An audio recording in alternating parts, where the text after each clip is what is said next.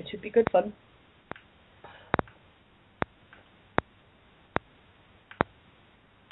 Do you have a note of what they're talking about? Do I have the notes?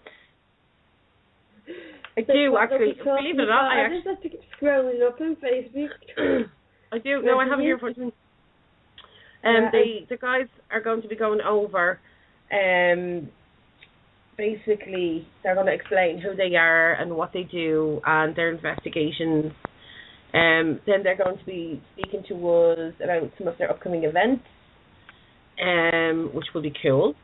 It'd be nice to know where they're going to investigate. They also have, I was reading a little bit up, excuse me, on them earlier on, and one of the things that I think is really cool about them is they're not like other teams in that they don't actually charge people to go in and investigate, which I think is cool, unless it's like really far away, and then literally all they ask is, you know, to have the likes of their travel covered, which I think is, you know, fair enough. But they don't actually charge people to go and investigate their homes, or, you know, I don't know. I'm sure we'll find out when they come on where exactly they've investigated before in the past. But I think that's really cool because there's so many people out there who charge a fortune to come and investigate your house, whereas these guys don't, which is pretty cool.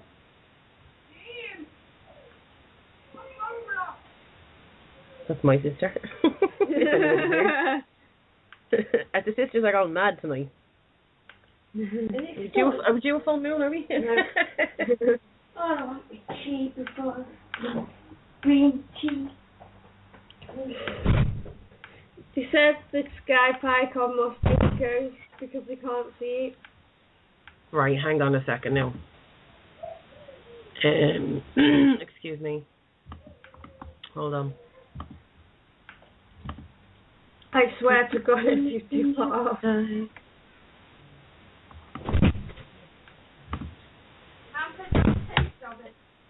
Just cold tea. Yeah, taking hard. No, the Skype icon is definitely working. I can, because I've opened up a new tab. It's there. I'm going to send it to you. I'm going to send it to you, Sam, on Skype, the link that I use. And you can just copy and paste it to them.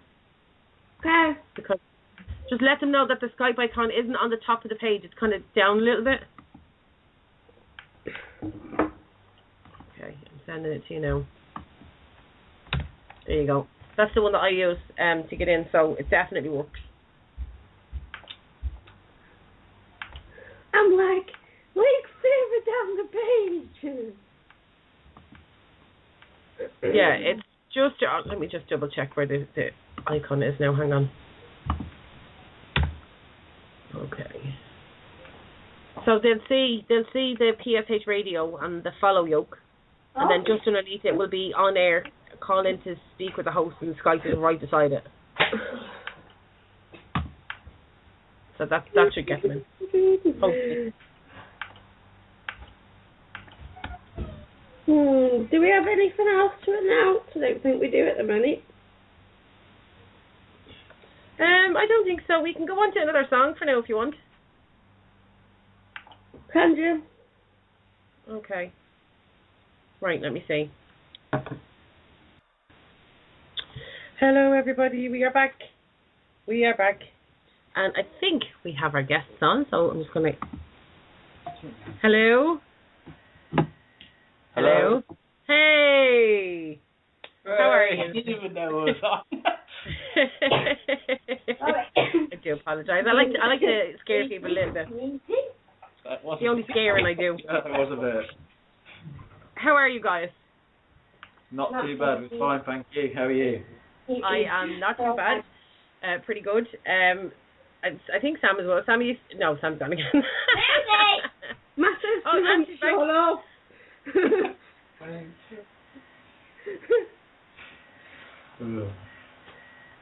Okay, so lads, do you guys want to introduce yourselves just so that our listeners fully understand who you guys are and exactly what it is that you do? Well, I'm Mark. I'm the lead investigator and founder of Derby Paranormal. That's all really I can say, really. I'm the founder and lead investigator. I can't really say much more, really, than that. Obviously, I'm Nick. I'm one of the investigators for Derby Paranormal. I'm also bracketed as the tech guy. As I say, as what Mark says, we basically can't say much more apart from what we've always just said about being investigators, because it's not a lot you can expand on about that, to be honest. Yeah, no, that's okay. Just with regards to being the founder, Mark, what exactly did you do to put a team together? Mainly my interest, really. I've always investigated myself in the past, but putting a team together was just basically getting other like minds to basically different input. Because what a team tends to do is give you different views on different types of things what you find out about. A good example is sometimes one team member something will happen, and then another team member will say, "Oh, was it this?" So it's always good to have other people as well as just yourself, because normally you convince yourself more than anybody. So it is good to have somebody have a second opinion on anything you see or basically anything that happens. Excellent. And just with regards to, Nick, you just said that you were more the tech guy there. What kind of equipment do you guys use in in all of your investigations? Well, most equipment we use obviously like the Mel meters, EMF meters, occasional K2 meters, static meters, digital cameras, camcorders, CCTV. We also like using the old school dowsing rods as well. Oh, very good. And also like the old compass, as it's the old-fashioned EMF detector, as we call it. So one thing we don't use Ouija boards or anything like that, or any seances or table tipping. And the same majority of equipment that we've got, we don't necessarily have a piece of kit because we've seen it somewhere else being used. You have to make sure it works for us before we even think about or consider using it on an investigation. And we make sure we know what that piece of kit is and how it works before we even deem it to be using it as such. No, that's cool. One question I enjoy asking everybody that we speak to is just with regards to your kit. What's the one piece of kit that you think everybody should have? Like that should be a standard piece of equipment that kind of any ghost hunting team should have. Well, the most important piece of kit is, I'd say, yourself. Yeah. You are the best paranormal tool you probably ever will possess. If it happened to be an object, then I would probably say a camera. Yeah. Because with a camera, obviously, you can document anything you see, or it will also pick up sound as well. Because the worst thing to do is prove to someone, if you say, "Oh, I saw this figure," or "saw this," they will, "Have you got proof of it?" If you haven't videoed it or haven't got anything like that, then not everyone's going to be just taking your word for it. Yeah, exactly. I mean, unless you can physically prove it to them with a picture or something like that, they're not going to kind of. They can, I suppose, put it down to something else, or they can tell you that your imagination or something's playing up. Yeah, definitely. I say, because most people will say digital voice recorder is probably your best bit of kit, but I mean, to me, it's definitely the camcorder. Yeah, no, I have to agree now, and I tell you why, because anybody who listens to the show knows how much of a gigantic scaredy cat I am, and it's only recently that I bought a digital recorder, because I went to a couple of well-known haunted places here in Ireland, so I went to like Loftus Hall and Malahide Castle, and I tested. And this is brand new. I literally just bought it a couple of weeks ago, and I used it a couple of times in the house, and the sound and all was perfect.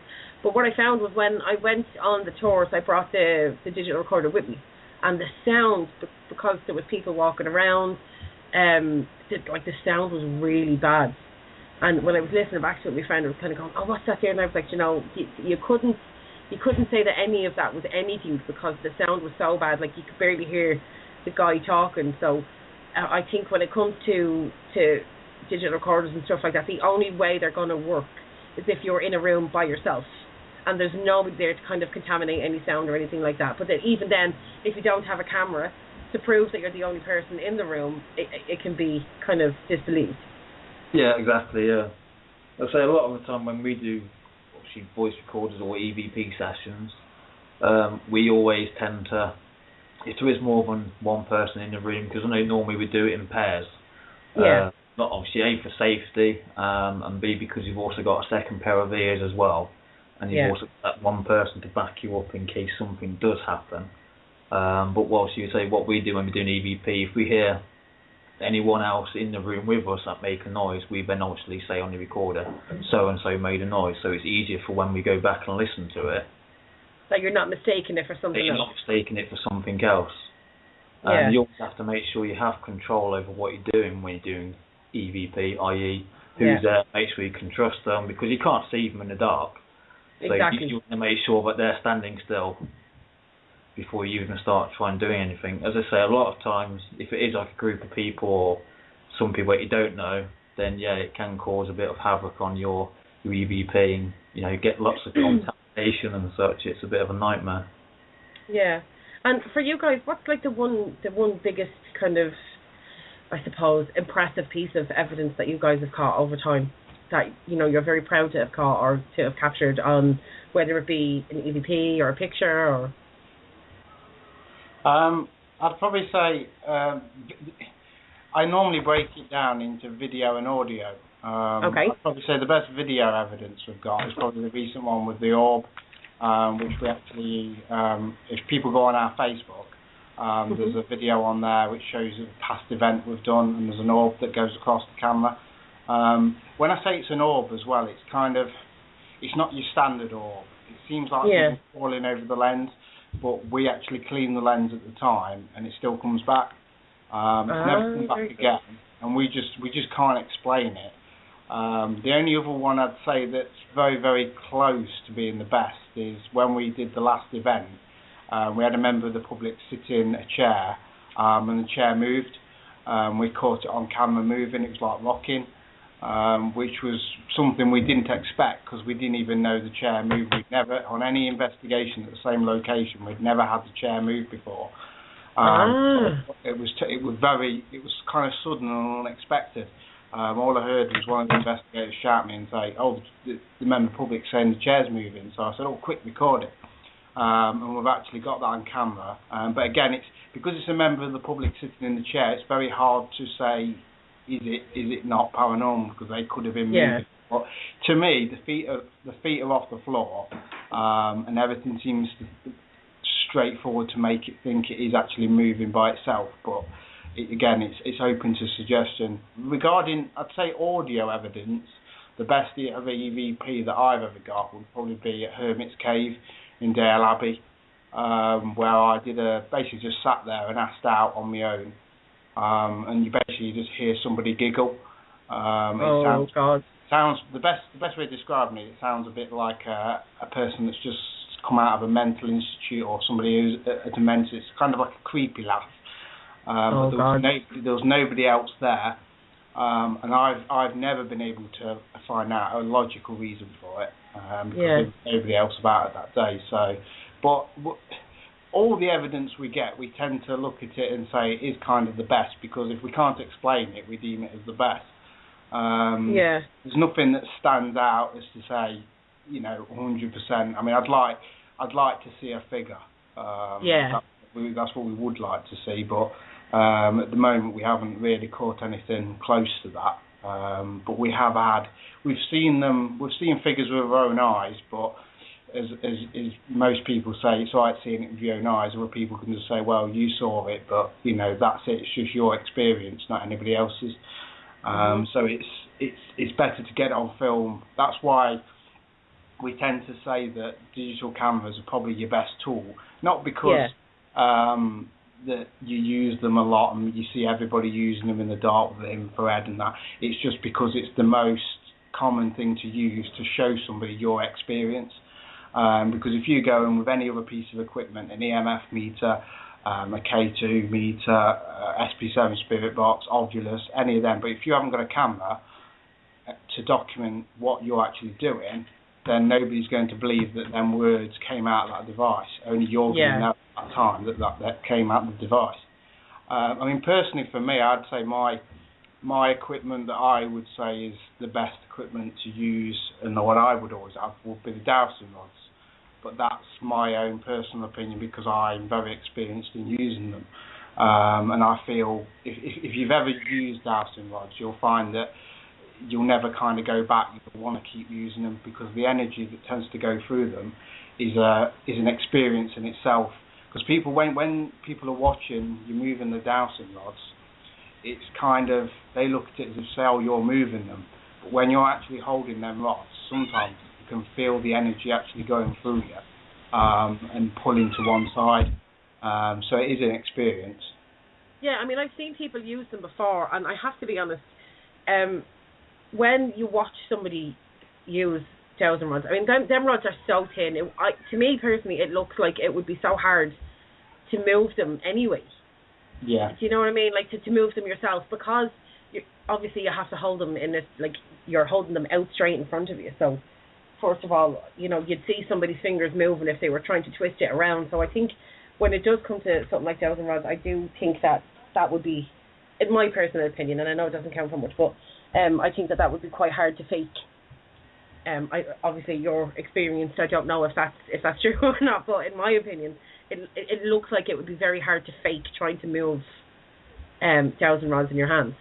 Yeah, it is. It's, I mean, when we tend to show the members of the public how they work, we let them hold them, and they do look to them and they think, oh, you know, if you move your hand this way or you move it that way, will it just move? It doesn't kind of work like that.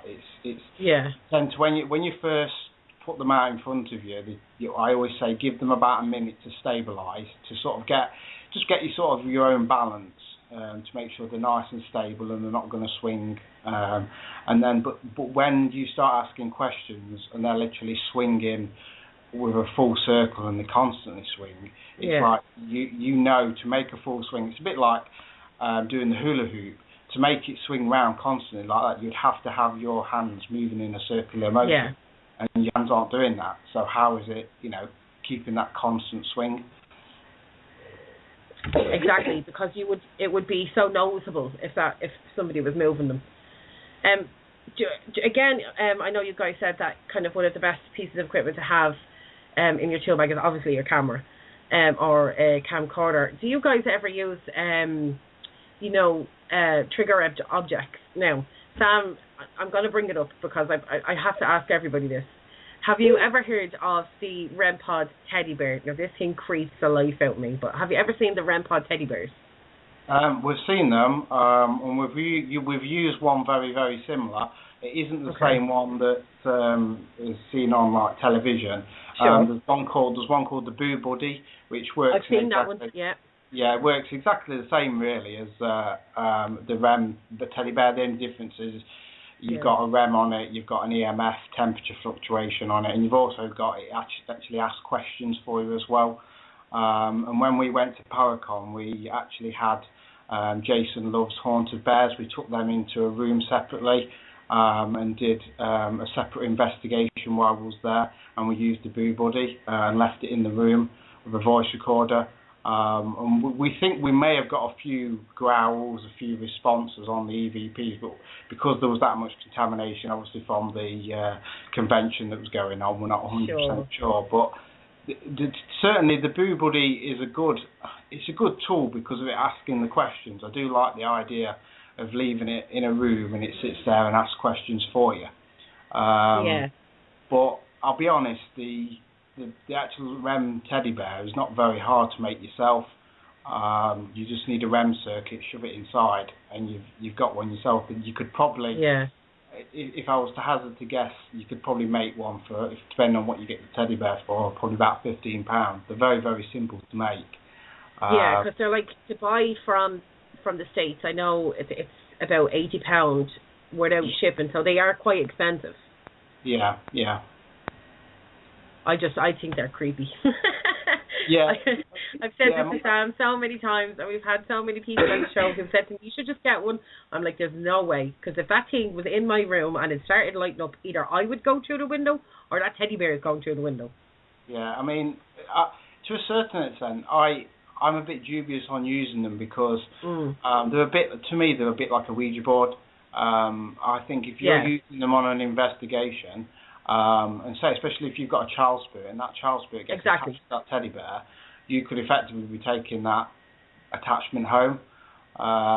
So I do think there is a slight, it's like with any trigger object really, you could get an attachment to it, because I mean even just using a ball, you could end up getting an attachment through just the ball being asking for the ball to be moved.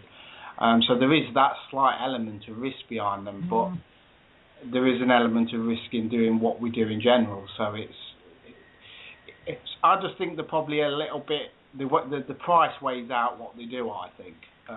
They are very expensive for what you get out of them. Yeah, definitely. And just with regards to you guys, you are a part of quite a famous crew. Do you want to talk about that a little bit? Yeah.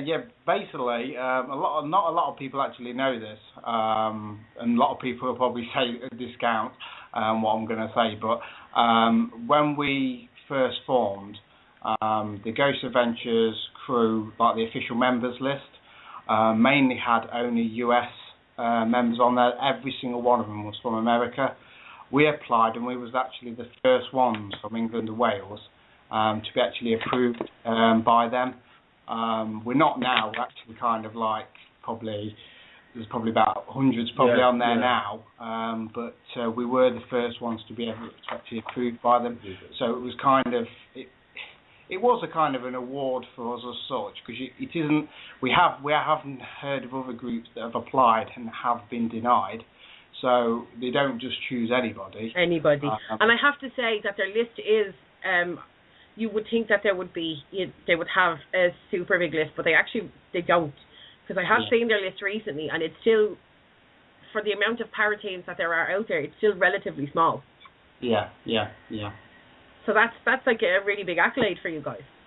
It is, yeah. I'll be honest, it was quite surprising, because when we actually got it, we'd done quite a few investigations, but we hadn't done as many as some groups. I do think one of the main things that we do more than probably say most groups is we have kind of a strong ethics in our group. It's not that we do things differently. It's more that we have set ways of doing things. It's like the good example is we don't do Ouija boards, we don't allow witchcraft, we don't do seances, we don't do table tipping. Now some groups are open to that.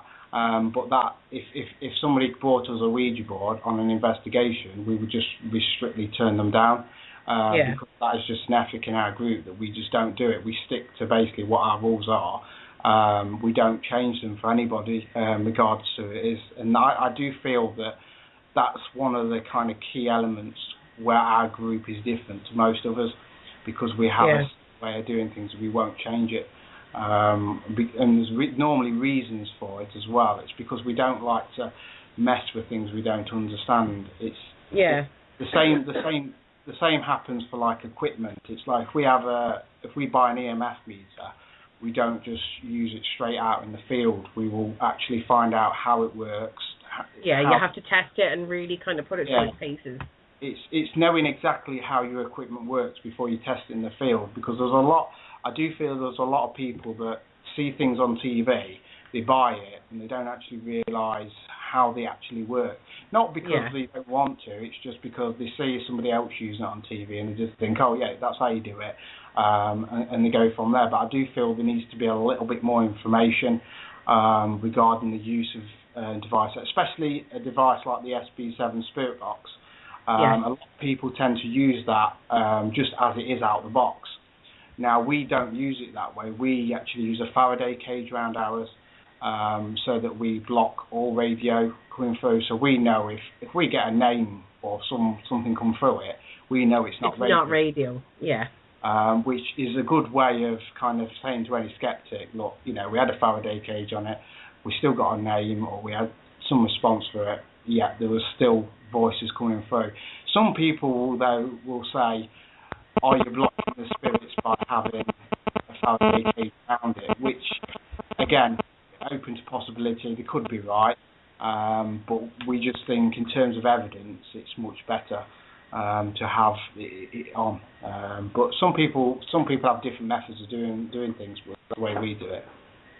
Yeah, of course. And I suppose that's the difference between you guys and a lot of other para teams out there, is that, you know, you put so much time and effort into, you know, going through your equipment, making sure you understand how to use it, how it's supposed to be used properly, instead of just rushing out there with all of this, throwing it all on and hoping for the best, which is probably why I suppose, in a way, that you guys are probably one of the only, I'm going to say probably only, because I'm not 100% sure how many UK teams are on the GAC list, but that's probably one of the reasons why you guys were so successful in getting onto the list, because, you know, there's no messing around. You know, you do what you do and that's it. Like you said, you guys have strict ethics. You have a particular way of doing things, and you know, I have researched over the last few days. You guys are quite honest in what you do as well, which is what I really like. There's I read on your site, and I was saying earlier on before you guys came on, that you guys don't actually charge to go and investigate somewhere, you know, unless it's obviously quite a decent distance away, and then it's only kind of travel costs that you ask for, which is so different even to here, because I know you guys are based in the UK, but I'm here in Ireland. But even here in Ireland, you know, only in the last, I'd say maybe 5 or 6 years, you know, paranormal teams have become kind of the norm over here, and it's, you know, people don't shake their head as much. But even over here, like, I find that they tend to, for the likes of, you know, if it's a big stately home and someone's inviting them in, rather than going and asking, they kind of say, oh yeah, you know, we'll do it, but we want, you know, we want the kind of this amount to go in and do it, because it's going to be 7 or 8 hours and we're going to be there for a long time. And but you guys don't do that, which is amazing, because that's really good. Yeah, I mean, the reason, I mean, it's kind of like with the events. Some people have said to us, "Oh, you're starting to charge because we're doing events." But I'll be honest, as the founder of the team, if I could run the group on free equipment, I would do it. Of course. If I could get all the Gary Gowkers and the Bill Chappells and all that to send me equipment, and we could just use it, then the whole group, the event, everything would be free. But this is the thing, because I don't think people actually realise how expensive you know, your kit is. Now, I went on a few weeks ago just to have a look, because I was we were interviewing Chris Fleming, and he's one of the co-founders of the SB Spirit Box.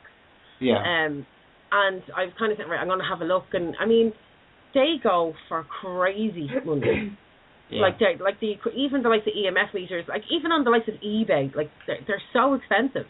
I don't think people actually realise that, because obviously all people see is, you know, a team turns up, they unload their equipment, they go in, do their thing, and then they're gone again. But they don't realise that and you know, this is something that I said only a few days ago on our other show, is that you guys are probably holding down a 9 to 5. You've got families, you've got, you know, friends, social lives, stuff that you know, you do on your own time. Plus you're doing this on the side. Like, it can get quite expensive. Yeah. I think it's one of the things that's happened. What was said at Paracon was MJ, who's from another paranormal team. She said it quite well. She said that as the founder, or as one of the main ones, the ones that are passionate tend to spend the most money. And it's a very true thing to be said. That, I mean, like myself, I probably spend quite a lot, probably more than I should, to be fair. But because I've got, you know, the passion to do it, and I want to find out more, it's a hobby, really. It's a hobby that kind of takes over a little bit. I mean, for me, it's kind of a bit of I have kind of two expensive hobbies, because I do photography as well, so it's kind of like photography and ghost hunting. It's the worst way to you know, you basically whack your bank account quickly down. Yeah, definitely. I absolutely agree.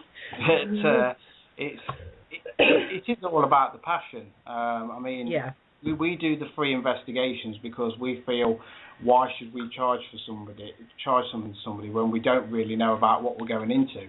I don't mean to interrupt you, but also I think I absolutely agree, because I think I'd be the same. Why would you want to charge somebody to go and investigate their home when hopefully, you know, you're kind of, I'm sure you're probably saying to yourself, you know, this could be the night where we capture something that's going to change people's minds. So I think I would feel a little weird about asking someone to, trying to charge them money for me to go in to find something that I'm going to probably, either make money from. I'm not saying that you guys do, but, if you caught, like, an amazing apparition or something like that, and, that's going to bring you guys the fame and all that kind of stuff that you're looking for. So I think it would be, to me, I'd feel a bit weary about charging if something like that was to happen. Yeah, I mean, for the thing where the charging as well kind of comes in is I always feel that, say you did go into somebody's private home and you charge them, we'll just say a round figure, say £50. Yeah. And you went away at the end of the night and you said, look, we've got this, it's now gone or whatever. And then a week later their life is absolute hell. Exactly. You took £50 from them and you've made their life, a lot worse than it could have been. Yeah. And I just feel that you're going in there with, no investigator can say they go into an investigation with knowledge other than the history knowledge. You just go in there blind every time. So you can't really charge somebody for something where you don't. It's like going into a job and you don't even know what you're doing. You're doing, yeah. So it's kind of, you have to just have no fee. I know there is other groups that do charge, and like I say, if that's what they want to do, then that's fine. But I mean, my opinion on charging, I just think it's unethical in what we do. Yeah, definitely.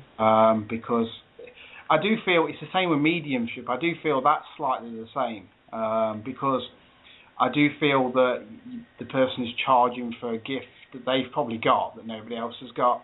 Yeah. And it's because my stance on that is basically that if they go into a home, they say they see this or they see this person or they see basically giving them some information. How can they guarantee what information they're giving them is correct? Exactly. And we have seen many named mediums that have been named and shamed because of basically videos that have been put up online of them just basically mocking it. And it's an industry really that's hard to regulate. Yeah, definitely. One of the things that I did actually mention this at PowerCon as well was I would like to see some sort of what paranormal investigators actually do. One thing I would like to be brought in would be I'd like to see that every investigator, or not so much investigator, but more investigative teams, every team must have insurance, because I do feel that there's many teams and event companies which are operating don't have insurance. They have no liability for the public that they're actually looking after. Now that's entirely up to them, but if they had a claim, it would be quite big for them. Just feel that's the only kind of regulation that I could see possibly coming in, because you couldn't really license people because you couldn't have a training for them, because there is no training for what we do.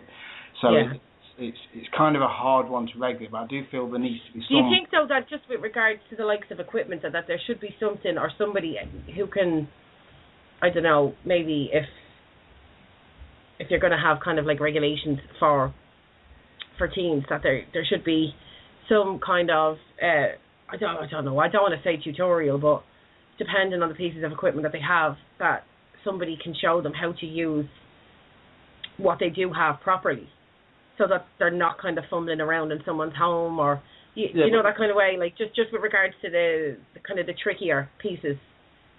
Yeah, well, the thing is, obviously, most people go out and, as you say, buy a certain piece of equipment just because they've seen it on a TV show that they follow and think, oh, hang on, they've used that, oh, that looks good, I'll go and buy it, and then they just basically go around their own house, not realising how it works, go to like plug sockets, go, I've got a ghost in my house because it's gone up.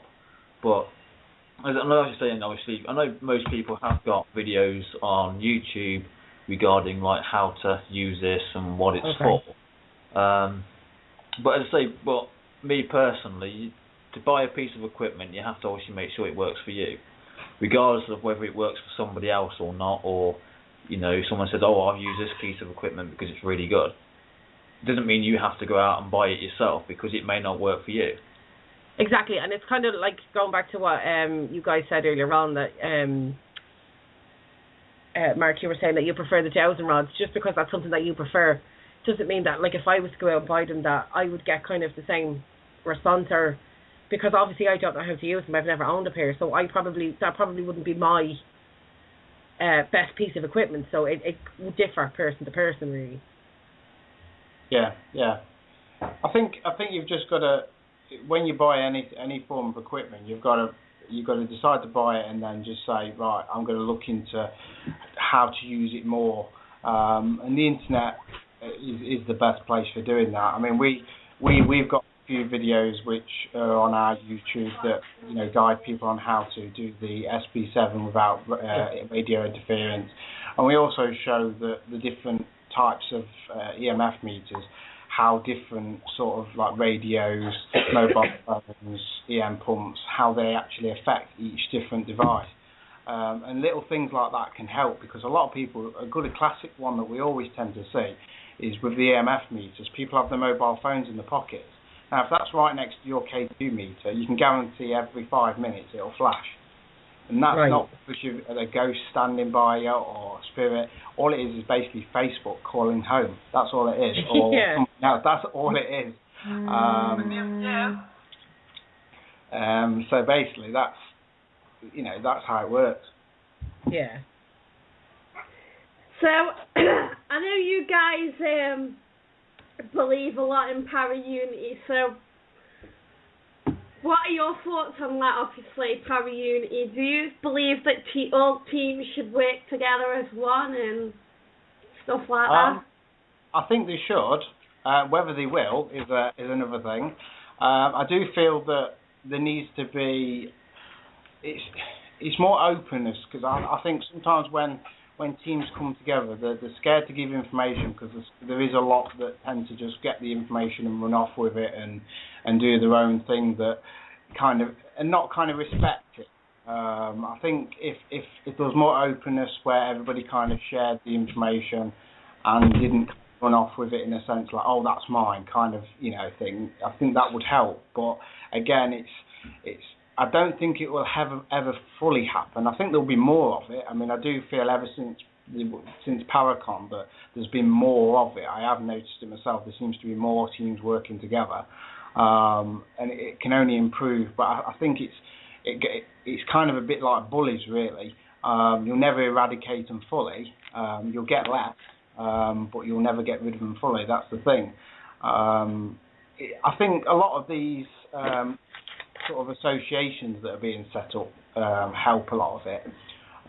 Putting other groups together to speak to each other at events, that does help a massive amount. But I think there'll always be teams that are out there to get you, because I think it goes back to the TV shows. I think some of them just want the fame. They don't actually want to investigate. They just want to be the next, the next Ghost Adventures or any of the other TV shows. And I think that's a bit of an unrealistic way of looking at it, because that doesn't happen. We have to, when you look at these TV shows have worked hard to get where they are, and it's took them years to get where they are as well. And a lot of what they've done, the way they do things, get them in that position. It's not all about that they was at the right place at the right time. Because if you look back at most of them, I mean, Ghost Adventures is a classic one. All they did was a documentary, and they was on TV. Now, it wasn't the documentary that got them there. It was just the way they kept ploughing at different things all the time. They've never stopped. I mean, they're on season 5, and they're planning to do more. If they're planning to do more, they just don't want to stop, because it's their passion to keep investigating, and they don't do it for entertainment. Every time they do an episode, you could get one great episode one week, and then you could have a boring one the next. But that's paranormal investigating.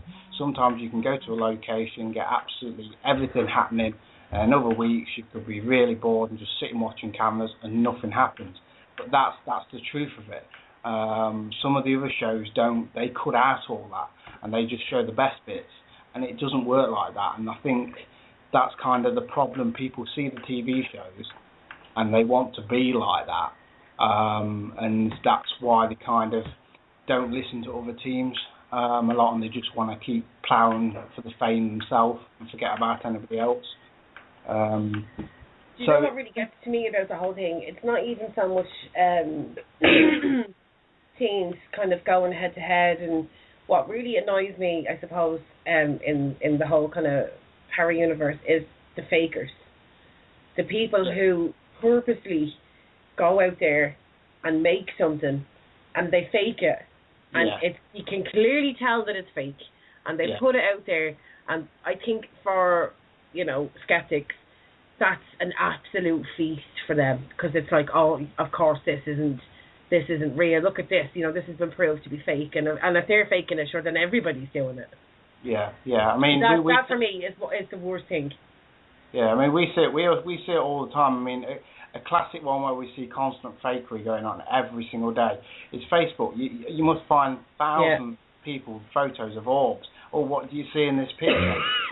it frustrates me the hell, because 99% of them are just dust, or 99% of them are just a light. They're clearly not a proper photo, but yet you've got people commenting saying, "Oh, I can see this, I can see that," and it's giving them that kind of validation that isn't even correct. I'm not saying all of them are fake, but I'd say 99% are. And it is the fakers and the ones that aren't professional that are ruining it kind of for the teams that are. And I think that's where, like I say, the regulation needs to come in place, because I do feel that there needs to be something to stop them, kind of doing that. But it would be very hard to regulate. It's very hard to police, really, isn't it? Because there's so many teams, so many people. I had a guy contact me on Facebook today who was showing me supposed pictures of, apparitions and stuff that he'd captured, and it wasn't until I kind of zoomed the picture in that I realised he was taking a picture of a picture. Yeah. So, it wasn't even a clear picture that I was getting in the first place. So, okay, I can say I can see something there, but that's obviously, or it could have been matrixing from the fact that he took a photograph of a photograph. Yeah. Which creates its own. There's light flares and stuff there anyway from the light in the room that he's using to take the photograph with, which I thought was a bit weird, because anybody out there who knows me, they all know I enjoy photos. I love having a look, seeing if I can see anything. But I think if you're so proud of a photograph that you have, then send a copy, like a real copy of the photo. Send me the file. Don't take a photograph of a photograph and expect someone to think, oh my God, that is really an apparition, because it could be anything. Yeah, the thing is, for me, what kind of shocks me a lot about it and kind of frustrates me a little bit is we do investigations really regular, and we don't get many photos. In fact, we don't get a lot at all. No. We do all these investigations and we don't get any proper photos of any figures or anything like that. Yet these ones on Facebook, they're getting figures and they're getting, faces, and they're getting orbs. I tell you what they're getting. They're getting Photoshop. That's what they're getting. Yeah, it is that. It's we know, like I say, as investigators, that it's just it doesn't happen. That's not how it is. Yeah. You don't get that many photos. If we did, it'd be great, but it just doesn't work like that. 9 times out of 10, it's just you're making something with your own eyes. A good example we actually use quite often to kind of show skeptics or anybody who sort of look at the matrixing side of things is we took a photo at a location, and it basically looks like in the background like the devil's standing there, but it isn't actually the devil. It's actually just a coat hanging up. If you didn't know what it was, it actually just looks like the devil's standing there with a set of horns looking straight at the camera. But it's a really good example of how your mind can make something out of something that's not. But again, somebody would use that. They'd zoom in really to about 1,000% and say, look, I've captured the devil. No, you haven't. You've just captured a coat hanging up that happens to be sitting in the right way to cause a dark spot and here, there and everywhere to look like the shape, and it just isn't that. Yeah, exactly. That's kind of what got to me today when he was because some of them that he sent looked really good, and again, it wasn't until I actually kind of opened the picture up properly, and he obviously was looking at them on a tablet, but had taken a photograph of the picture on the tablet. Yeah. So it was a bit, is that something that's actually there, or is that just kind of light that's come in from the side of him because he could be sitting near a window? So straight away I was like, look, there's no point in even and I'm not an expert, don't get me wrong, I just love looking at other people's pictures, but, even that I was kind of going, I'm no expert, and even I'm looking at that going, hang on a second, just taking a photograph of a photograph, unless you actually have the photograph on your phone and send it to me, then there's no point in even taking a look. Yeah. It's always best to start from the raw, because then it's not been edited. The same happens even with audio. It's like when somebody sends us an audio file with an EVP. Some people will say they can sit and listen to them and check them, but really you can't actually listen to somebody else's EVP and check it for them, because you wasn't there. You don't know who was in the room at the time. Yeah, so it's kind of like, unless you have the whole recording so you can get an idea of what was going on at the time, you kind of just like, well, I can't say if it's paranormal or not. You need to send me the whole recording so that I can listen to what your group was doing at the time, so I can hear where people possibly are to kind of pin it down more. So that I think a lot of people tend to be looking. Again, it goes back to the TV shows. They see the TV shows and they want to have what they see on TV. Yeah. They want to have that perfect picture. They want to have that perfect EVP. But it just doesn't work like that. It's like they're trying to pluck something out of thin air that they haven't got. And I do feel that it is. I think it's just that depending on the person more than anything. I think if you're passionate about it, then you will look for logical reasons behind it. You won't just suddenly assume that it's straight away it's an orb, straight away it's a person standing there, or if it's audio, you straight away think it's paranormal. There's been many occasions when we have caught what we think is a brilliant EVP, only to check the video recording later and found out it was an investigator just whispering. So it's just like sometimes we check the video and it's an investigator just whispering, and the audio totally sounds different on the voice recorder to what it does on the video. So sometimes it's corroborating everything together to make sure it is actually what it sounds like. Again, going back to sort of Hermit's Cave, a good example is that we thought we caught another EVP there, but actually it was my partner actually saying something.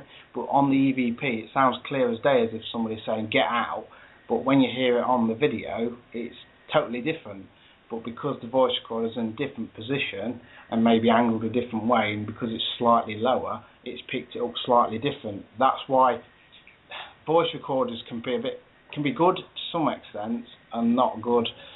It's always best to have kind of not two running, but something that backs the other one up, especially a video recorder, because if you catch an EVP but then the video recorder hasn't got it, or it's got the exact same thing, then you know it's the same, the same actual voice or the same noise that's coming from it. But sometimes if you've got both running and you get a voice through the voice recorder, but then when you listen to it on the video, it's clear as day it's a member of the team talking, and it's like all of a sudden you think it says something on the voice recording, but then as soon as you hear them on the video recorder, you're like, oh, that's what it says. It's like your brain suddenly decides on what it actually says, and you make the connection. So sometimes it is all about getting two sides to it, just to prove exactly what you've got. Again, with all the evidence, it's always best to try and have two copies, different angles. One example where we've done it recently was when we went to the Derby jail, and we had the Kinect cam running, and I had a video camera running as well in the cell, and basically the video recorder was running, and the actual camera I'm using powers off, it loses power, the battery just drains. But back on the Kinect camera, because the recording, my video camera had never even recorded anything, even though I'd press record. Now the Kinect camera was running at the same time, and I've checked back the recording. It clearly shows me pressing record on the video camera to prove I did it, but obviously there is no recording, so it's kind of, that was good because it proves what I did. Because if I'd have said that to anybody else, they'd have said, oh, you didn't press record. But there's another camera that's caught me actually doing that, so it kind of corroborates what's actually I've done at the time. Was that when I was sitting outside and you said, oh, my camera's gone off? Because I was watching it thing, wasn't it? The screen. Yeah, that's the one. Yeah. And the actual battery had fully gone. Nick came in and actually tried to put it on, and the battery just wouldn't come on. But what was really strange is when we was packing away, I just said, let's see if it turns back on. And the camera turned on perfectly fine and got 70 minutes worth of battery left. Now, I can't explain it. All I can say is something was stopping it working while it was in that cell. But the Kinect camera, clear as day, shows it going off and me actually starting it up. So it is good to have them two, because that has now proved I've kind of done my bit. But again, I can't say it's paranormal, and I can't say it is and it isn't. It's one of them. Some people will say it's technical, and some people won't. It's just unexplained. Did you look into more of that figure you showed us? You know, with what was on the roof, because obviously you used the camera, the Xbox Kinect. Yeah. Did you look into it more to see like possibly debunk it as one of us, or? Well, we're still a bit unsure, to be honest. I mean, the only thing that makes me a little bit sceptical because of where it starts, because the people are close to the camera, and it may be picking up the slight sides of the coats of the very close. But we actually move the camera up as it's actually happening, and it still stays on the camera. Now, as the camera's moving up, the space actually opens up. So effectively, it shouldn't actually be picking anything up anymore. The only weird thing is about it, whatever it was, if it was anything, was basically crawling on the roof. That's the only strange thing about it, that if it was a figure, then it was crawling on the roof, or it was very, very high up, which doesn't tend to happen very often. I'm still open to, I'm not saying it 100%, but it was paranormal and it was a figure, because there was quite a lot of people in the room, so there was a lot of possible software errors that may have happened. It was certainly strange. I would like to see if I can capture it again, to kind of back it up a little bit. Yeah, I was telling Caroline about it once. Caroline. Yeah. So I'm such a scaredy cat for these things. It's unbelievable. Yeah, but come on, you went to Loftus Hall. I did, but I went during the day, and although Loftus Hall is really dark on the inside because all the windows and all are boarded up, I was creeped the F out. I can only say, if you guys ever get the chance to go to Loftus Hall, I'm telling you now, take it, because that place is so big and so creepy. It's unbelievable. There wasn't really anything that happened, which was good, but there's one kind of main room. I don't know if you've seen the Ireland episode that Ghost Adventures did last year for Halloween, but they go into a room called the Tapestry Room, and when we went in, because we only went last week, when we went in, they would only let us enter half of the room, so they wouldn't let us go towards the back of the room. Now, they had the heating on in the house and everything, so, when you're walking around, it was lovely and warm, but I was so happy that everybody else had the same experience that I did. As I said, all the windows are completely boarded up. There is no wind or anything that comes through. In the Tapestry Room, there's really long, still 40 drop, I think, silk curtains. So if there was any wind or anything coming from that direction towards us, we'd have seen the curtains move. But it was like constant little pops of really freezing cold air, and I have to say, I was freaked. I was thankful that was the last room we were going into at that point. I couldn't wait to get outside and get a bit of heat into me again. But it was literally, as you walked into the room and stopped, everything was it was fine, it was calm, the tour guide was talking, and kind of, I was standing on the right hand side, and my niece was beside me, and then my friend was beside her. And for me, it was just little spots on my face, and my hands were freezing. But when I was talking because we were talking while we were in the room, we were allowed to kind of converse a little bit after the tour guide had done his bit. And it was, for her, it was her face. Her nose was freezing. But the rest of her was fine. The rest of her face was warm, her hands were warm.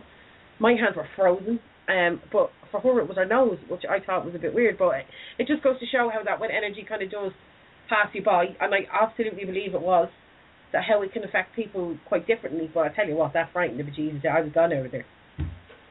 It's quite funny that you actually mentioned Loftus Hall, because we was actually offered, I suppose, in some ways, a chance of a lifetime with Loftus Hall, and we actually turned it down. And it was a decision that didn't come very lightly. We was actually given the chance to run them tours. It must have been about a month ago. We got an email from Loftus Hall, basically asking us to run the tours for them as investigative teams.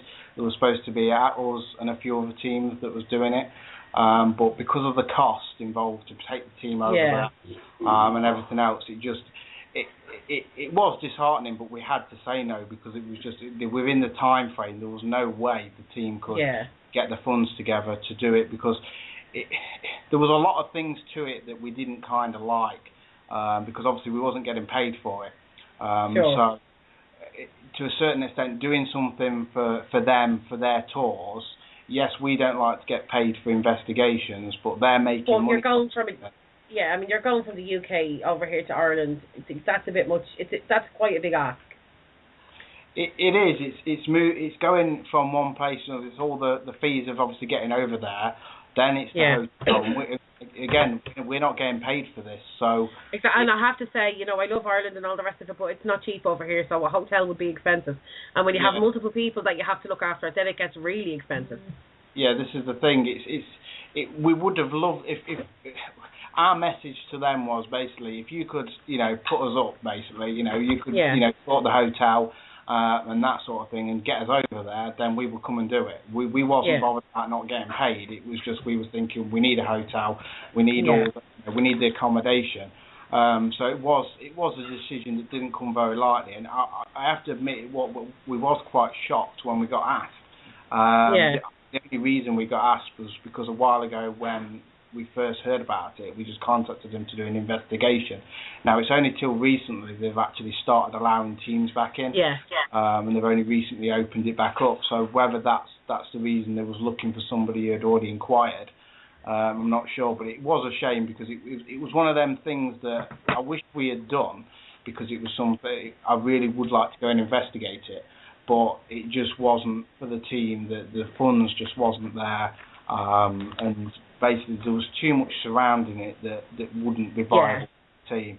One good example that kind of mainly put us off was, if we did capture any evidence, we wasn't allowed to use it because of their agreement. So we wasn't allowed to use any, and that's very unfair, I suppose, for an investigative team like yourselves to go, and hopefully, if you did capture evidence, you're going to want to be able to use that and say, this is what we got. Yeah. Their reasoning behind that was basically because they was letting us investigate for free, essentially. That was their reason for not allowing us. That if we wanted to use any of that evidence, then we had to basically pay a set fee, which would have been the higher fee if we wanted to investigate it normally. Which I do think, to a certain extent, was a little bit wrong, because definitely we're effectively helping them run the tours. So exactly, we're not getting paid for this, so that's kind of our payment. Exactly, but the other thing, I suppose, if you look at it the other way, is if you guys do capture something, they're going to use that to promote Loftus Hall, and that's going to bring more people in, and that's going to create revenue for them, and you guys have still been stiffed on the other end with nothing. So I completely agree. You were dead right to say no. It was a shame, because I was hoping really that they would say to us, we'll sort the hotel out, we'll sort your thing, and our team would have been perfect with that, because we didn't want to make any money from it. We just wanted basically our costs covered to get over there and do it. We even looked at obviously going over just the fee of going over there. And that was high, because we knew we'd need more than one vehicle to get the equipment. The only other way was to hire a minibus for a couple of days to go over and just shove it all in one vehicle. So it just wasn't cost effective. Absolutely not. I suppose again that's the misconception from having other TV shows there who do have that kind of money behind them. Obviously Ghost Adventures would have the Travel Channel behind them, and their costs would be covered in that respect. So for them, it was probably no skin off their nose to go in and do whatever they did do. And I guess that's the onus then is on the owner of Loftus Hall or whoever asked. They need to realise that not every paranormal team who would be interested in doing something like this is going to have that kind of money behind them. Yeah. I do feel that's quite a big issue as well within the paranormal. Definitely. If you've got loads of money, you can do absolutely anything in the paranormal because you could go anywhere you wanted. If you throw enough money at it, you'll get in there. And I do think that's slightly wrong because, we've got locations in Derby that we know we can't get into unless we give them £600 plus.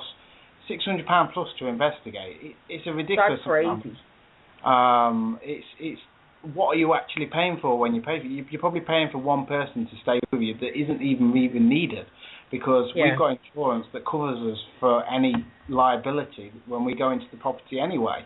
So I do feel there needs to be, again, some sort of regulation in charging for this as well because I don't see how they can justify charging that amount of money. Some other teams have told me places that are even more than that. I have heard of one place that's £1,000 plus just to investigate, and you're only there for about 4 or 5 hours. And it's funny you say that because we were only talking to Carl Hutchinson a couple of nights ago on the show, and he basically said the same thing, that you can find places where you can go in and you can investigate for £50, £200, and he was saying then there were places that they had contacted to try and go in, and they were like tens of thousands of pounds, which is ridiculous because at the end of it all, whatever evidence you do get is only promotion for the fact that they have a hunt in their, whether it be a hotel, a hospital, a home, whatever. And that's going to bring more people to see it, which obviously, if they charge people to go into their home, their castle, whatever it is, it's going to bring more revenue their way. So, there has to be, I think, a good kind of you're right, I put it down to TV shows because they just think, they're going in there, if that's, if they're going in there, then, we can charge a ridiculous amount of money if they want to come in here to have a look. But I don't think they realise, in a way, they're shooting themselves in the foot. Yeah, I think where the problem is as well, I've noticed as soon as a location gets on a TV show, that's when it jumps. A good example is Most Haunted is them. If you look back in their history of all the locations they've been to, the locations before they actually investigated were probably quite cheap. They probably were free. But as soon as they've been in there, they've had the TV show and it's aired, that's it. It's like skyrockets in price just because of the fact that they've been seen on TV. And I do feel that is, there's one place, like I say, in Derby that is very similar. But again, it's not something we can control, but I do feel that there needs to be some sort of drop in prices or something. Some groups will say, well, if more groups go in on a location, you get it cheaper. Yes, you do. But then there's more contamination. Yeah, you can't give that location as good evidence. If you're going to a location, say that's £1,000, and it ain't very big, but you've had to get about 5 or 6 teams involved, and there's about at least minimum 5 team members in each team, you're talking that's a lot of people in one small location just to get the location. And I just think it's a bit... Again, it depends on the location itself, because on Easter, we had nothing better to do on an Easter Sunday, but we went and did the tour for another castle over here, which is not too far from me. It's called Malahide Castle. And they have... again, it's a castle that's known to be haunted. It's a working castle. It does still have the original kind of stately rooms, but then they do have, they use the back section as a hotel, and they have nice, gorgeous big walled gardens. But we walked around there, and because everything in the house is like 600-700 years old, they have all the original carpets. So when you walk in, they have them rolled kind of to halfway in the middle of the floor, so nobody walks on them. Which means that you're walking straight on the wooden floors. And you can, we could hear, when we were upstairs, the people downstairs could hear us walking around. So if you've got 5 or 6 teams, even though it's a huge castle, if one team member from a different team is upstairs and you're downstairs and you're trying to do, say, EVP or something like that, you're going to hear somebody upstairs walking around. And because, I suppose, places like that are so big, you're not necessarily going to know exactly where everybody is. So you could then think, okay, somebody's walking around upstairs, or we have, sorry, a ghost upstairs or a spirit or something is walking around, and it's not really. Yeah, that's the thing. It's about you don't, and the thing is you can't control the other teams as well, because some of the other teams you might never even met till that night. So you can't really say to them, oh look, don't come in this area, don't do this. You can't really control it. So it is a totally uncontrolled environment. We love the whole para-unity thing, but we don't tend to work with teams on an investigation. And the reason behind that is because we can't control what they're doing, and they can't control what we're doing. So exactly. I mean, if the place was so big that you guys could be on one side and they could be on the other, and there's going to be no crossover, then fair enough. Yeah. Because there's going to be no crossover, there's going to be no contamination. Or, if you went to a place that had multiple buildings and okay, I'm in building A and they're in building D and you guys are so far away from each other, that's fair enough. But I don't think that there's places kind of between Ireland, the UK, that would have sites that are that big. So, if you are going to work with another team, the sites that we do have are quite small in comparison, I suppose, to the US or wherever else. So I do think that, working alongside another team would be very, very difficult and very hard to do. Yeah. So that's the thing with para-unity. It's good working with the teams to a certain extent, but there is an element where you kind of just can't, and there just is a boundary in place because you just want to give the investigation the most accurate sort of controlled environment, but you just simply can't do that at 90% of the locations. The only example of where it could work is if you had a castle, or even a prison, and it was separated into two halves, like you say, and you've got one team on one half of the prison and the rest of the team on the other half, and because it's that big, literally you can't hear them anyway. So that's the only way. But again, a location like that would probably cost thousands of pounds, and you'd need more than two teams to get the funds in the first place. So it'd still be impossible because you'd have to have more teams to fund it. So that's where the money is kind of a bit of the issue, because it means if a location is £1,000, that's £500 per team that's got to sort that out, and it's just impossible for most teams to do that. Some teams can afford it, but I'd probably say 90% of teams just don't have that money. Most, especially the ones, before we did events, there was no money in it for us. So if somebody said to us, oh, it's going to be £300, it was just, okay, we can't investigate. That was simply whether we liked the place or not. It was just a straight turn down no. Every location, I think, to date, I don't think we've paid anything for any of our locations, because just that's how the way we do things. We don't feel that we should have to pay for something that is kind of there that they haven't put there. They're making people pay for something that was they didn't put there, basically. So it's a hard one, really. Yeah. Because you could class events as the same thing. You could say, well, you're charging the public for events, so why are you charging them to come, and hunt ghosts or whatnot at a location? But I think doing events is a bit different because you're showing the members of the public what it's like. You're not actually investigating it properly. You're just kind of giving them an experience.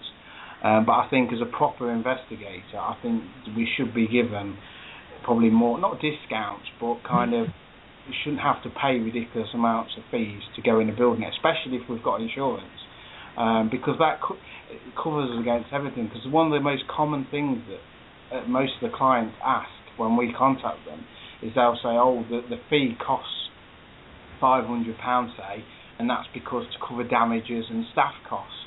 Well, we don't really need staff, because we will prefer to go in the building and be locked in, and then obviously regarding any breakages, that's our insurance.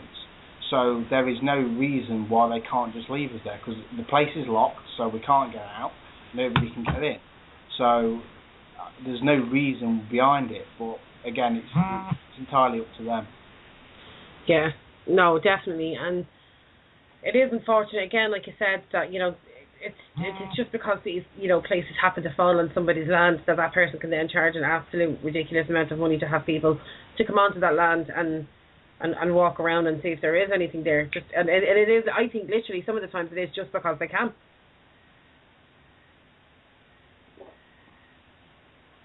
Yeah. Absolutely craziness. Lads, I'll tell you what we're going to do. We're just going to go on to a quick break, and we'll come back in a few minutes, and we'll find out what you're going to be up to next. Okay. Good stuff. Talk to you in a few. And we are thankfully back. I have to say, I love the cheesy tunes that we have on this. I swear to God, they're brilliant. Throwing it back there. Bit of aha. I'm just waiting for Sam. Sam, are you coming back on, my dear?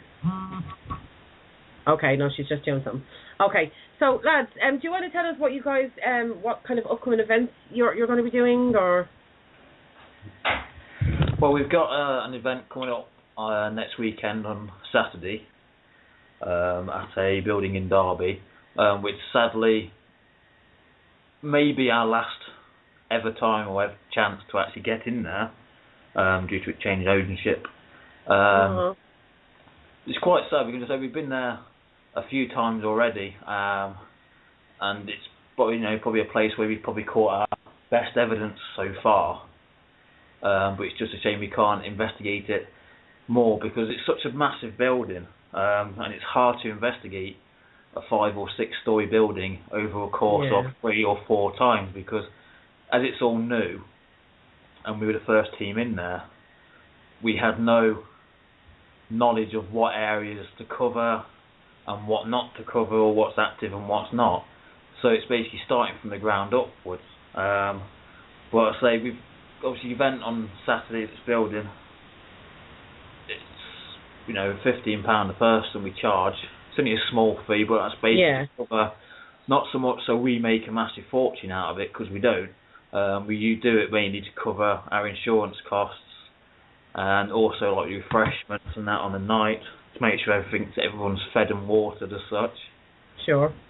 And obviously the batteries and equipment that we use, because as I say, batteries are quite expensive nowadays. Absolutely, they are. You can't always rely on rechargeable ones, and you've got to use your electricity to charge it as well. So. I think you hit on a really good point there. Sorry again for interrupting. When you said that you guys only charge £15, not to sound like I'm hating on Loftus Hall here or anything, because I love the place. I think it's amazing. I honestly can't wait to go back. But I know that they are holding a private or a public ghost hunt there soon, and they're doing it with an Irish paranormal team who are charging, at the very least, €50 per person. So I think, again, that speaks volumes that you guys aren't... I'm not saying that they're in it for the money, don't get me wrong. I just think that it's so funny that there's such big... and this paranormal team, they're not famous over here. I only heard about them a couple of weeks ago for the first time ever, and, I'm well versed with teams in the paranormal. It's something that I've been into for a very long time. So if they had been around, for a long time, I'd have known about them. So they're relatively new, and I think for them to be charging, £50, and that's the cheapest. The cheapest is £50. Yeah. And they were saying that, in the future, it could be more. I'm thinking, I don't want to spend £50 to travel to another county, because it's 3.5 hours away by car. Yeah. And then it's in the Hook Peninsula, which is, it's some of it's desolate roads with no lights. It's a good distance away from where I am. And for them to charge £50 when, if we were to drive down, it's £50 in petrol, whatever you're spending for food, drinks, whatever on the way, because none of that's provided. So it's £50 in, and you're looking after yourself, basically. Yeah, so obviously we in charge of a small amount. I mean, obviously, so like you say, we begrudge people, teams or events, companies charging, in excess of £50 upwards. I mean, even on the night, you can't guarantee. The only thing what we say is the only thing we can guarantee is we can't guarantee anything's going to happen. Mhm. Because ghosts don't work on your time; they work on theirs. So exactly. So for someone paying £50 a night to go there and absolutely nothing happens, they're just going to leave disappointed. And a lot of the time they do charge that much as well. It's because they have people in there of so-called actors as such, or scarers, or people that will jump out on you. Again, we think that's wrong. We shouldn't really have to have someone just, purposely scaring members of the public. When, that's what we do. We just basically say, right, £15 a night.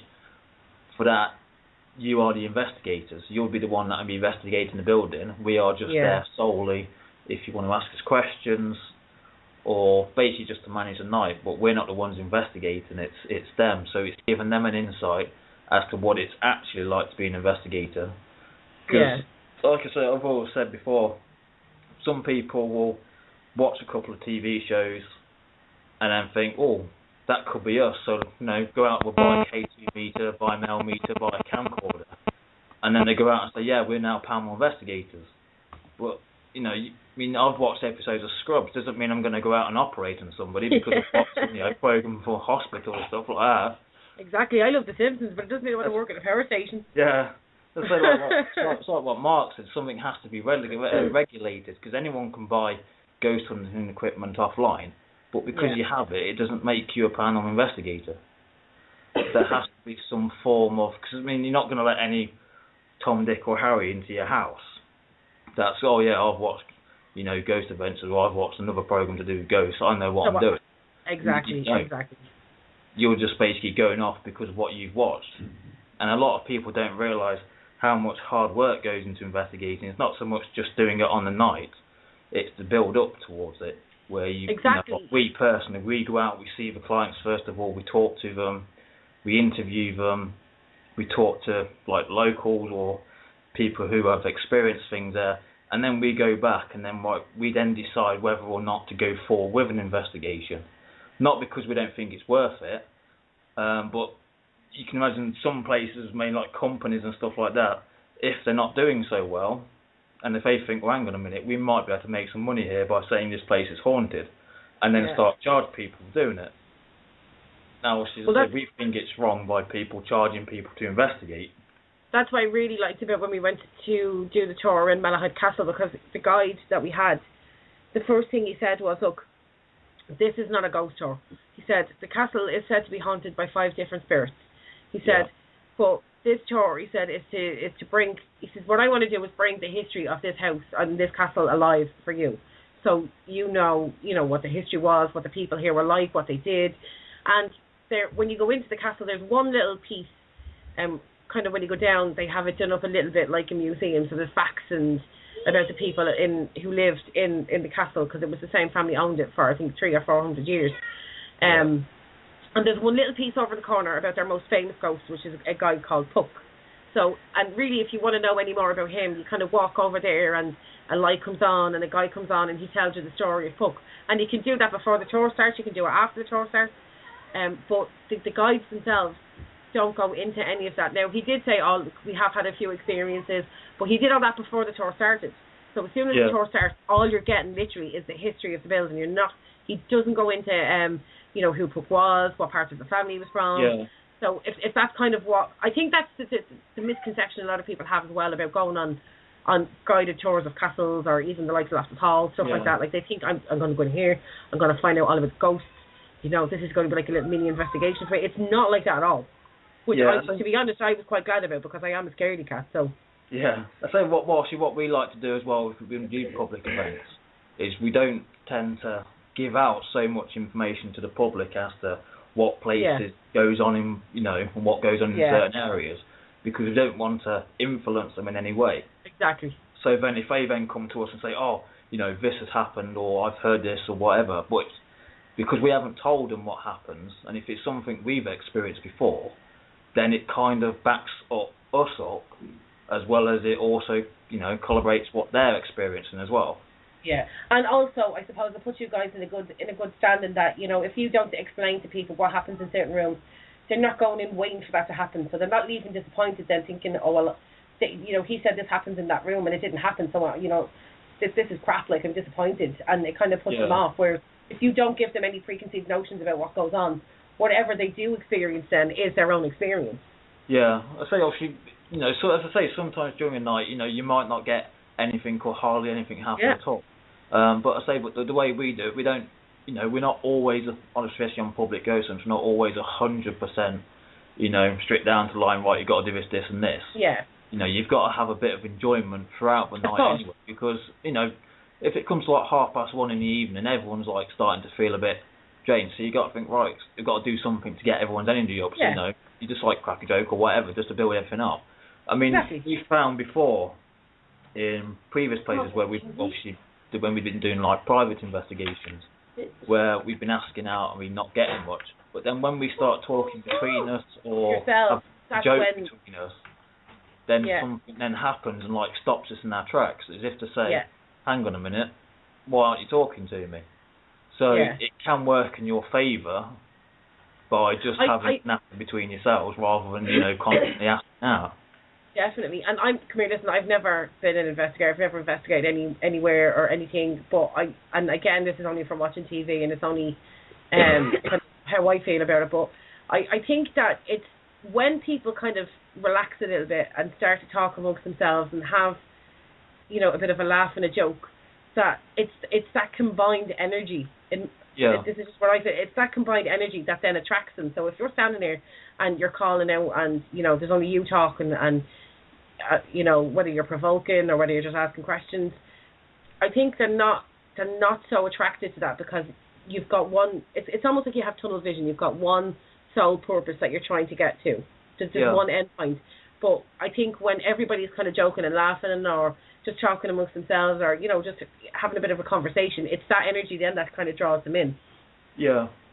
Yeah, I'd say it's, because a lot of times, like you say, because obviously there's a group of people there, if they're all just like stood around doing nothing, then there's nothing in the room that's charging it. Whereas if everyone's like laughing, joking and stuff like that, or, moving around, then it's obviously charging the area it's in, and they work with that.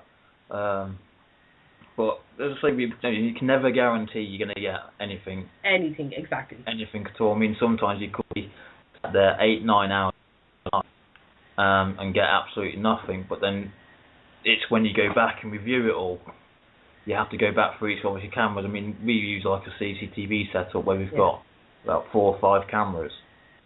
And it does take a lot, but I mean, most people don't realise or don't think that once you've done an investigation, most people think, well, that's it, job done. But it's not. You go back and then go through every single bit of audio, bit of video. Yeah. If you've done an 8-hour-long investigation with 5 cameras. That's 8 hours, exactly. That's 8 hours on 5 different cameras. That's 8 hours on any kind of digital recording that you've done, and if you've got 2 or more digital recorders, and that's 16 hours there. Yeah, so it can take a week. 5 hours video, and you just got to sit for each camera and watch it.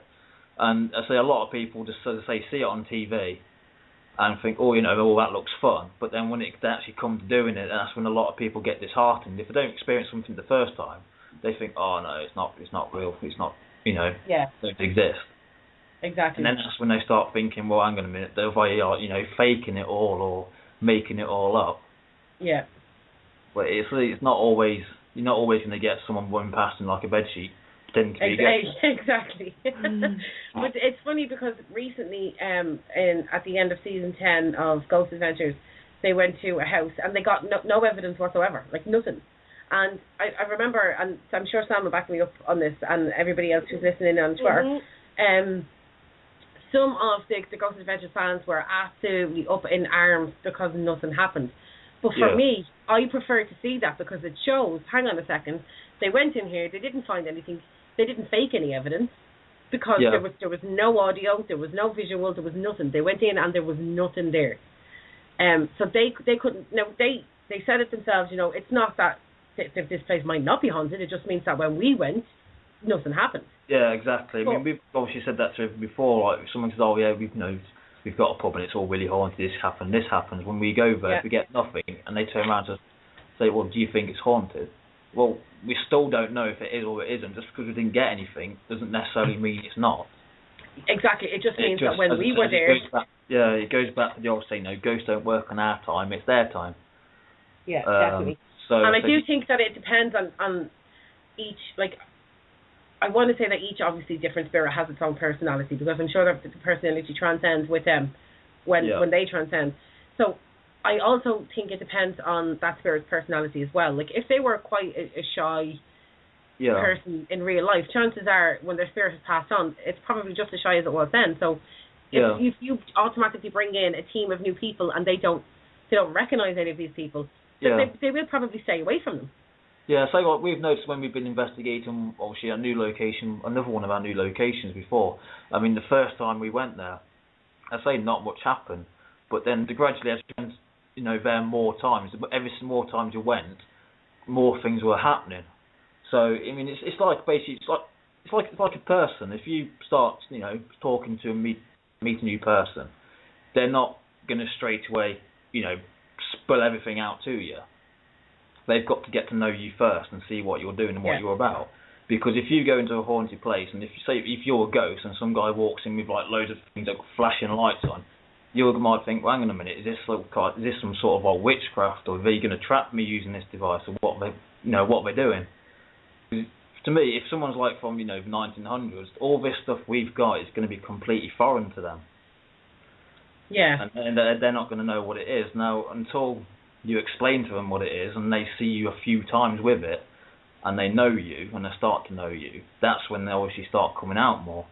And so we always like to investigate a place more than once, probably 3 or 4 times, maybe more, because you're not always guaranteed to get something the first time, but then the next time you go back and revisit the place, because they already know you and they've seen you, then they might be more likely to interact with you. Well,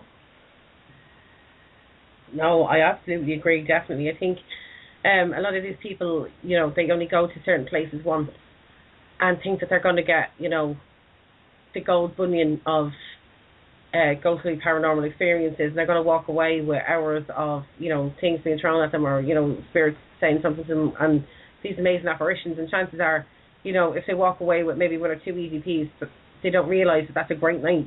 Yeah, but that's good evidence. The fact that they got maybe even one EVP to walk away with, I think, is a successful night, and they don't realise that. Yeah, so because when we do go to a place that has been investigated before, we know it's been investigated before, we don't like to read up and find out what they got, why they was there, or where they got it. Because if someone reads up and finds out, oh yeah, they got that in this place, then they set all their cameras and equipment up in that place. They're not really investigating it. They're just basically backing up someone else's claim.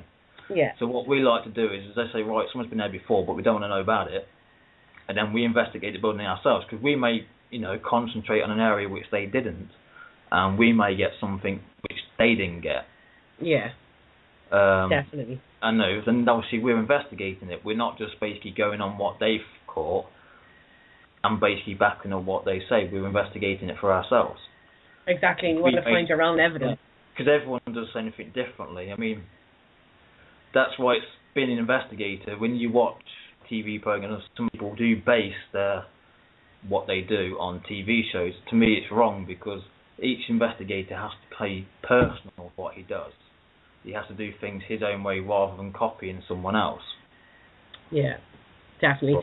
Listen, lads, I'm going to have to wrap it up, unfortunately. That's our 2 hours over. But Mark, Nick, thank you so much for coming on, and we would absolutely love to have you guys on again and pick up the conversation from where we've left it off. And, yes, and hopefully more people will ask a few more questions next time. Yeah. All right, well, thank you for having us anyway. No problem at all. Listen, thank you so much. All right, thank you. Take care. And you. Bye. Bye-bye. And to anybody else still listening, thank you so much, and we will see you next week. Take care.